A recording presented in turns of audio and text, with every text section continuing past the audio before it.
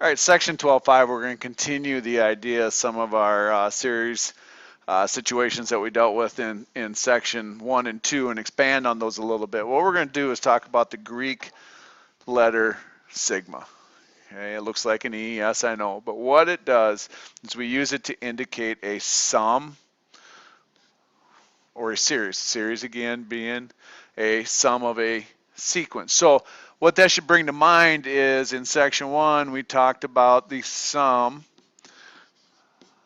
of n terms of an arithmetic sequence. Okay. In section 2 we talked about the sum of n terms in a geometric sequence. And in section 3 we talked about the sum of the terms in an infinite geometric series. And again, the idea, we wanted to make sure that my ratio was less than 1. Okay. Obviously, I don't really need to put the greater than 0, but we will. So when we encounter this notation involving sigma, okay, what we want to look at is we'll talk about a start point, which will be on the bottom. Okay, that's the value that we're going to use for n. And I'll talk about this once in a while in terms of my minimum. The largest value I'm going to use is going to be up on top, my maximum. Right now it's listed as k. And what's going to happen is I'm going to have some expression following the sigma notation that I'm going to plug these numbers into. Now, I'm starting at 1. How do I know what my next one is? Well, we're going to use n being whole numbers. Okay, so I'm going to plug in 1, and then I'm going to plug in 2, and then I'm going to plug in 3, and all the way up to whatever value of k is. So the first piece that we're going to look at is just simply expanding these situations. Okay, and what we mean by expanding is go through and take all these values for n and substitute them in, and then go in and find the sum of this series. Okay, so what I'm going to do is I'm going to start here when n is 1. Now, I'm going to use a sub 1, okay, which is going to be my notation for my first term. But how I'm going to use that is that's going to be, this a is going to be a term, and this subscript is going to be what I'm going to plug in for n in a second here. So I got my a with n equal 1 that I'm going to start with. And as I work my way up again, we continue up, so a sub 2, a sub 3, up till when we get to a sub 4. Now I'm going to substitute that value into my expression. So 1 squared minus 3, which is going to lead me to negative 2. Okay. Now I'm going to input 2 in there. So 2 squared minus 3. 3 squared minus 3. 4 squared minus 3. Whoops. Sorry, that would be 13. Now all I have to do is come in to finish this up. This is my expansion. And now what I want to do is figure out what's my sum. And so what's it going to add up to? So I'm going to have negative 2 and 1 to get to negative 1, plus 6 gets me to 5, plus the 13, that sum of this series is 18. Right. So if we look at another example fairly quickly, I got my first term, or it's going to be a when I input n equal 1, and then I'm going to input 2, and then I'm going to input 3, and then I'm going to input 4, all the way up to 9. Okay, now you see something's going to happen here in a little bit, obviously, because I don't want to have to list them out all the time, because if somebody asks me to start at 1 and go to 400, I don't want to list them all out. Okay, so when I go and input 1, okay, I'm going to have 3 times 1 minus 5. Then I'm going to take 3 times 2 minus 5. 3 times 3 minus 5. Okay. Now, what I notice is that I have a situation where I have a common difference every time I'm adding 3. And if I can recognize that, and that's one of the things I'm going to suggest, is that you list like 3 terms in this series and then look to check if I have a common difference or a common ratio, because now knowing I have a common difference, I now can look at the sum of the first n terms and use this formula. Okay. Because I've calculated my first term already. Okay. And I can go in, this is my last term, and again, I'm not thinking of it so much as my ninth term and jumping into my sequence formula, but this is what I get when I plug in 9 for n. Okay, and so now I know that my last one is 22. Okay. How many terms do I have? Well, I have 9 terms. And we'll talk about sometimes it's not going to be that easy. It's easy here because we started with 1, and that's how we begin counting. I count starting at 1, 2, 3, so on and so forth. And so if I finish this up, the sum of that series is 90.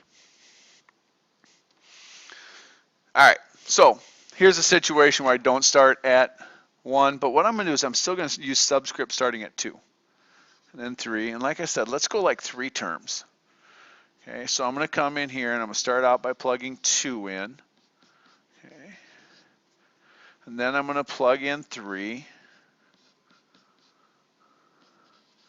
Now I'm going to plug in 4. And again, I'm going to look at, do I have a common difference, which I do. Here is -2. Okay. So again, I can think of this idea. I'm going to look at the sum of the first n terms. Because it's arithmetic, I can use this formula. And again, I've already determined that my first term is -3. Okay. I will have to go down here again the same manner and figure out what the 10th one would be, or what I get when I plug in 10 for n. And I get -19. Okay. Now, what we got to do is figure out what n is. And here it's a little different because a lot of times what people will say, well, I'm just going to take 10 minus 2. Okay, well, if I look at my terms, I got term number 2, or term when n is 2, when it's 3, 4, 5, 6, 7, 8, 9, and 10. What I really have is 1, 2, 3, 4, 5, 6, 7, 8, 9 terms. Okay. What happens when I say 10 minus 2? People want to cut off these two parts. And they want to cut off the 2. Well, actually, when I am taking 10 minus 2, I'm cutting off those 2. But I want to include that one. So that's why I can only cut off the 1. That's why what I'm going to do when I need to know what's the number of terms I have here, I'm going to take my max value, in this case 10, minus my min value, in this case 2. That's going to give me 8. But what I've just done, I cut off that 2. I need to bring it back. So I'm going to add that last one back on. And so that's how I'm going to take 10 minus 2, get 8, plus 1 to get 9.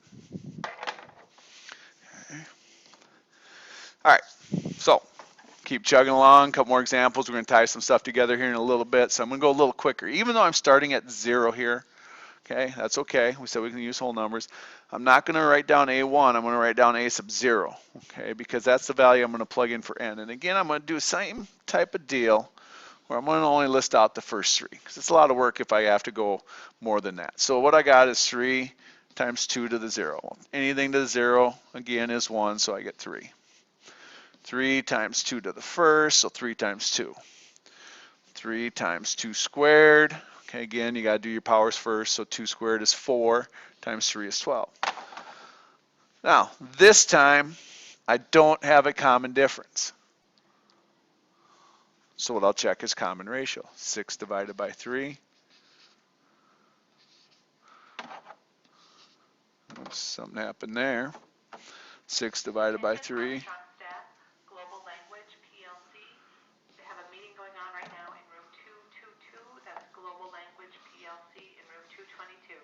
In case you want to go.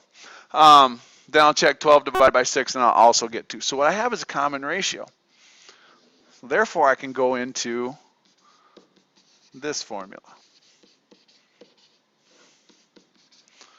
Okay. Now, the nice thing here is I don't need to have whatever my 6th piece is. I can go with my first term ratio. Okay, now again, max minus min plus 1, so there's actually 7 terms in that series, and we can calculate that. Okay, So I'm not going to go through and actually type that in because I want to make sure I get through a couple things here before my time is up. Okay. Notice that. Okay. I have an infinite series here. So a couple things can happen. It may be that with this series, I'm not going to be able to calculate a sum because it keeps getting bigger, it keeps getting smaller. Or maybe I have this situation. Maybe I have an infinite, again, geometric series. Okay. So, same idea. I'm starting at 0.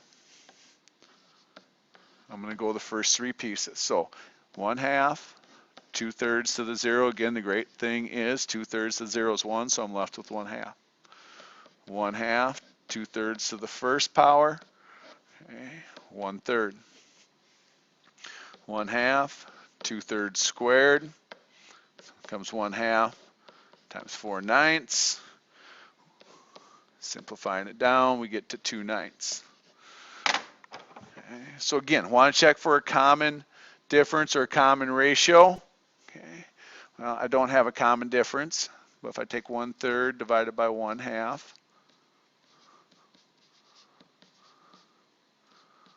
I get 2/3. If I take 2/9 divided by 1/3, sorry, 3/1. Okay. I also get 2/3. So there's my common ratio. So now I'd be able to go first term minus first term ratio. Okay, now, oh wait, we don't have a finite series, so now what it is, that infinite series, so I'm sum, okay, it's my first term, and then 1 minus my ratio. Okay. So 1/2 divided by 1/3, 1/2 times 3/1, or 3/2. So again, the idea here is that that's that limit. That's what I'm getting closer and closer to as I keep adding on and on and on. I'm going to get closer and closer to that 3/2. Okay. Now, I'm going to go all the way back here again. Okay. We didn't have a situation here when I squared. But look at what's going on when I'm multiplying by 3. Common difference was 3. Multiplied by -2. Common difference was -2. So if we see multiplication, we want to take a step down. When we're talking multiplication, I'm talking my variables being multiplied by something. We have an arithmetic series. And whatever I'm multiplying my variable by, that is my common difference. It's going to come into play when we have to start writing these things in sigma notation. Okay. Now notice, 2 to a power, ratio is 2. 2/3 to the power, okay, ratio is 2/3. Same idea. I have my variable is in the exponent, so I'm taking some number and raising it to a power. I'm taking it over, it times itself over and over again. That's your common ratio, which is going to help you again when we start writing these. So there'll be a second part of this video to look at how do I write these sigma notations. So we'll be back in a little bit.